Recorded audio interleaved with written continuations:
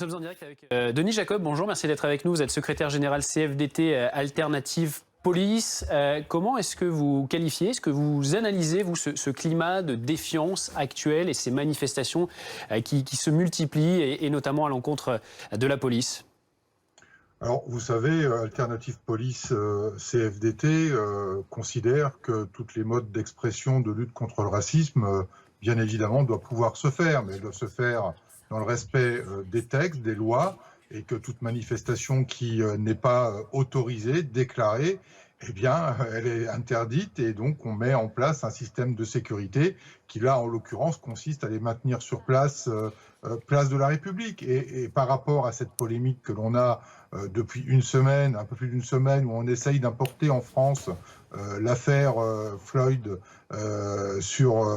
donc américaine, importer ça en France dans un contexte complètement différent, dans une affaire complètement différente. Je rappelle que l'affaire Traoré, c'est une affaire qui s'inscrivait dans le cadre d'une intervention de gendarmerie pour interpeller son frère qui était recherché. L'affaire George Floyd, c'est une affaire totalement différente, mais pour autant, je le dis sans détour, le racisme et les violences policières n'ont pas leur place dans notre institution, mais elles restent marginales.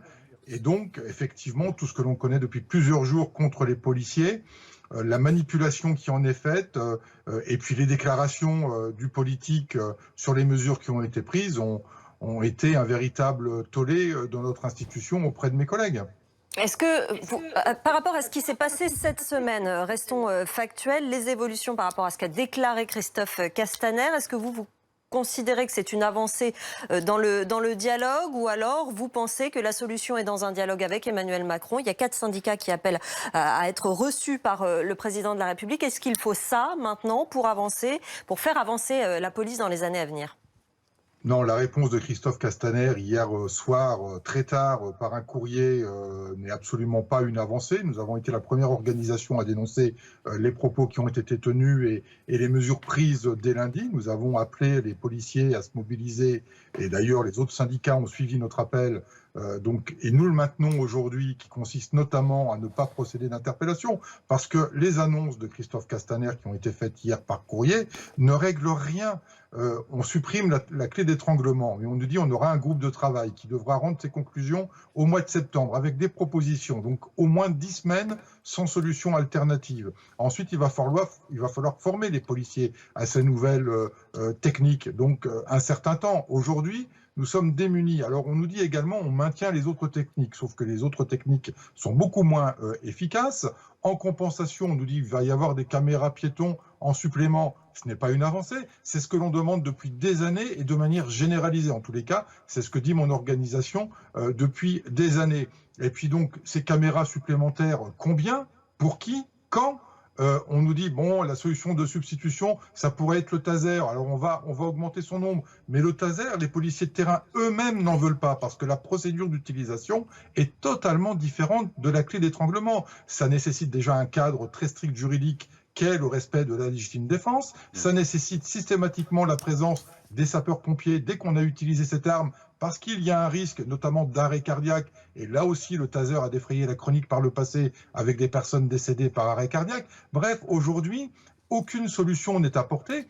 Et je ne pense pas, très honnêtement, que c'est le président de la République qui les apportera, si ce n'est de réaffirmer son soutien et sa reconnaissance que nous attendons malgré tout vis-à-vis des forces de sécurité en France, mais les solutions viennent de l'administration policière parce que ce sont les techniciens et moi j'espère que ce groupe de travail fera participer les policiers de terrain qui sont plus à même de dire ce dont ils ont besoin et comment ils peuvent travailler. Voilà ce que nous attendons demain du ministre de l'Intérieur. Denis Jacob est toujours avec nous. Denis Jacob, on se souvient en 2015, après les attentats, les Français applaudissaient leurs policiers. Comment est-ce qu'on en est arrivé là et comment est-ce qu'on peut restaurer, retrouver en tout cas une bonne entente entre les policiers et les Français, ou certains Français en tout cas? Oui, alors je vous remercie de la petite précision, parce qu'effectivement, ce n'est pas les Français, c'est une partie de la population et une faible partie de la population qui ne reconnaît pas l'autorité de la police nationale. Il y a eu un sondage très récent du ministère de l'Intérieur, mais Il y a eu d'autres sondages indépendants externes qui ont été faits par le passé et qui démontrent que à plus de 80%, 85%, la population française fait confiance à sa police et lui apporte son soutien. Ce qui ne veut pas dire qu'il ne faut pas répondre aux 25% restants, bien évidemment. Mais comme je l'ai déjà dit par le passé sur ce type de sujet, la police nationale ne réglera rien à elle toute seule. Je le disais, c'est notamment aujourd'hui des personnes qui se disent racisées, victimes de discrimination parce qu'elles habitent notamment dans des quartiers difficiles. Et donc tant qu'on n'aura pas une fermeté politique de réinstaurer une véritable politique de la ville, une politique sociale dans ces quartiers-là, où les habitants... Une police de proximité qui serait de retour, ce serait pour vous une bonne chose ? Mais vous savez, la police de proximité, moi je l'ai connue et je l'ai pratiquée dans les années 90. Alors on appelait ça l'îlotage. On avait des commissariats de quartier dans les cités. On avait des postes de police qui étaient ouverts jusque tard le soir. On avait un contact direct avec la population. On connaissait les enfants, on les voyait grandir. Et quand il y avait un problème, on ne l'emmenait pas au commissariat.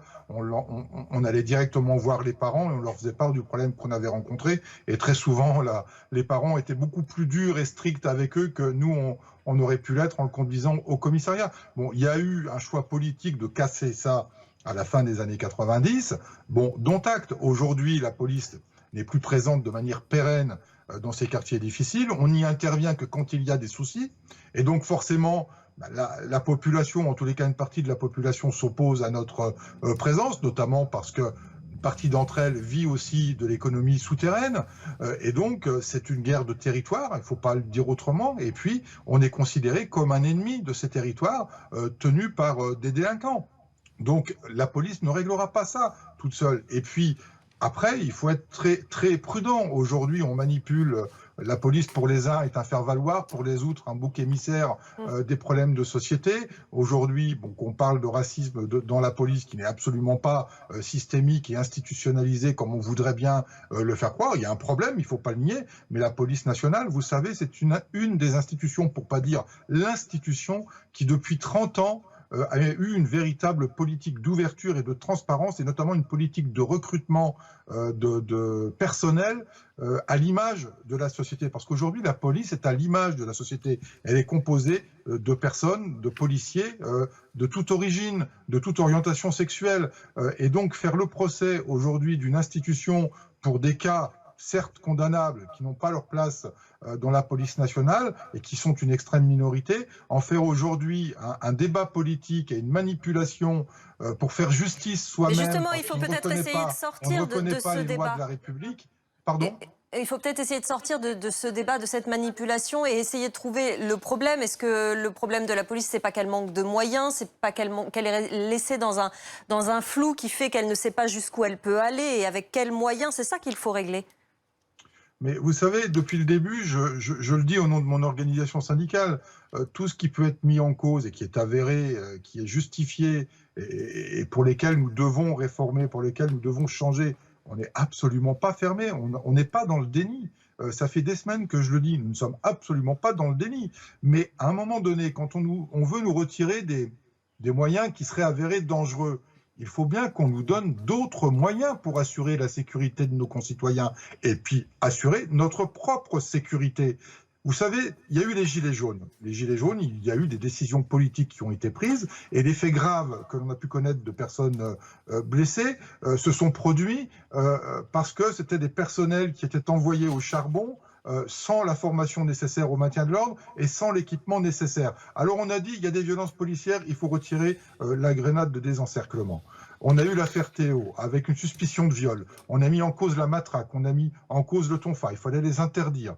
Aujourd'hui, c'est la clé d'étranglement. Demain, ce sera le taser. Et puis, si on écoute ce que vient de dire Amnesty International par rapport à la manifestation qui se déroule aujourd'hui à Paris, il faudrait ni plus ni moins désarmer la police et instaurer le chaos et l'anarchie. Donc nous, on n'est pas contre se réformer, on ne fait que ça de se réformer. Il faut améliorer la formation continue, mais il faut nous laisser les moyens de pouvoir continuer de faire notre travail. Or, quand on annonce la suppression de certains dispositifs qui sont mis à notre disposition sans nous en donner d'autres pour travailler efficacement et en toute sécurité, à un moment donné, on prend une position qui, a priori, ne serait pas comprise par nos autorités, mais on prend une position de dire, puisqu'on n'a plus de moyens de travailler, nous arrêtons de faire des interpellations. Et c'est le mot d'ordre que mon organisation syndicale a lancé lundi et qu'elle maintient aujourd'hui à la lecture du courrier de Christophe Castaner qu'on a reçu hier soir.